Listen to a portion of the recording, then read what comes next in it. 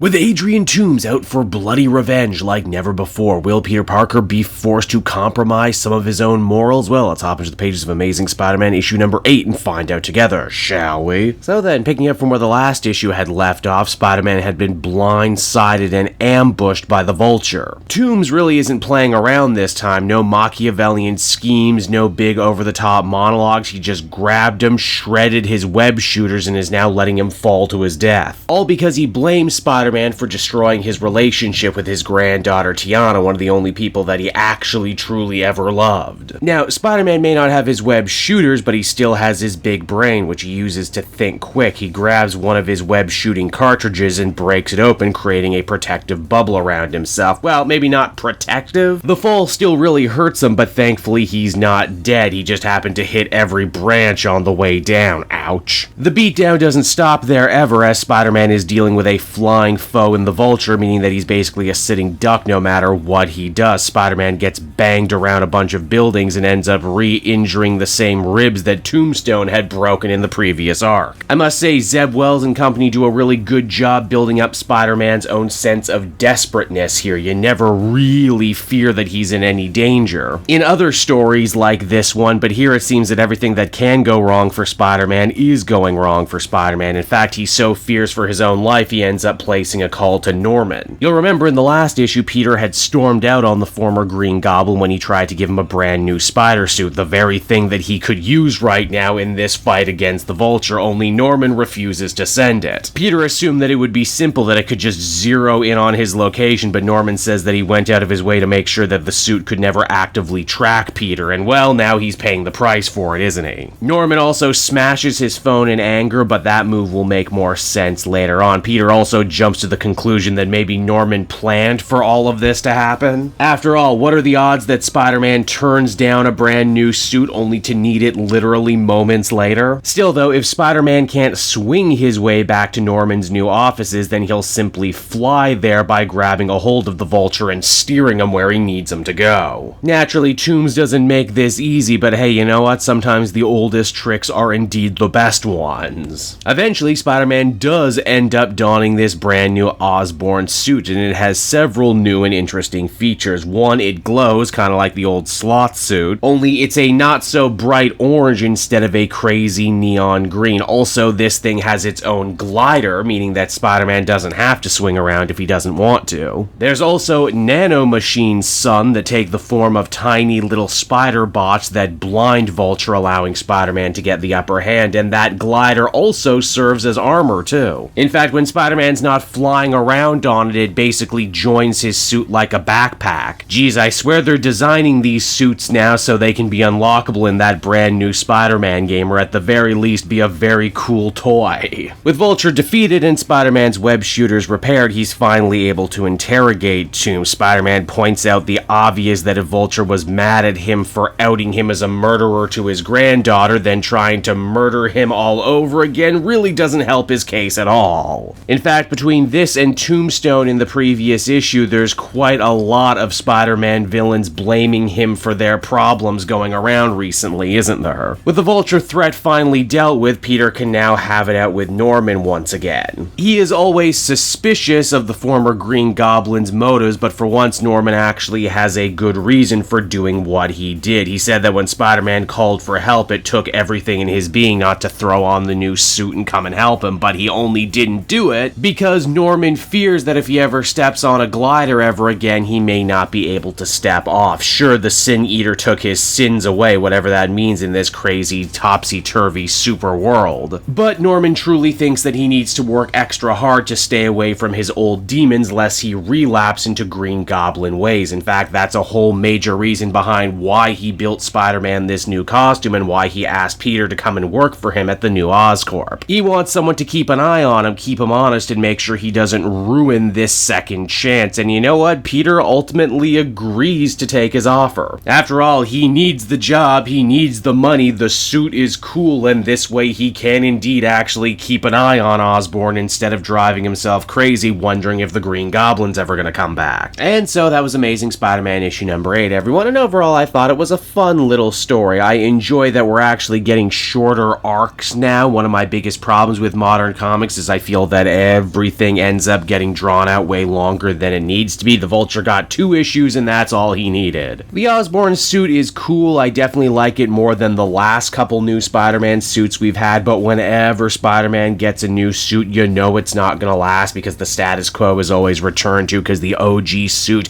is the one that's the most known in pop culture. It's the one that drives all the merchandise. It actually looks like Spider-Man is going to be carrying the new suit into that big Wolverine X-Men Krakoa crossover, which should be interesting to see. As far as Norman's characterization goes, you also know good guy Norman is never gonna last forever. It's funny that he says he doesn't want to step on a glider ever again, but we know damn well from solicitations he's going to be becoming the Gold Goblin, a heroic version of the Goblin in his own Christopher Cantwell miniseries. So, you know, maybe good guy Goblin will last a little bit longer if nothing else, and maybe Zeb Wells will be able to wring some interesting story potential out of it. Overall, I think I'd feel comfortable giving this one a 7.5 out of 10. It was pretty alright.